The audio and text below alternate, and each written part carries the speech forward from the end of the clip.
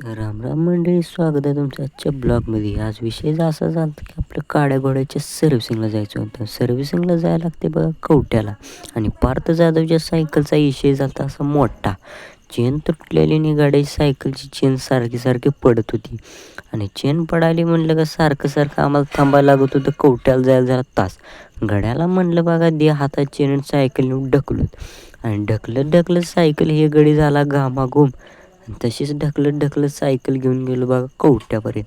आणि कवट्यापर्यंत सायकल घेऊन गेलो.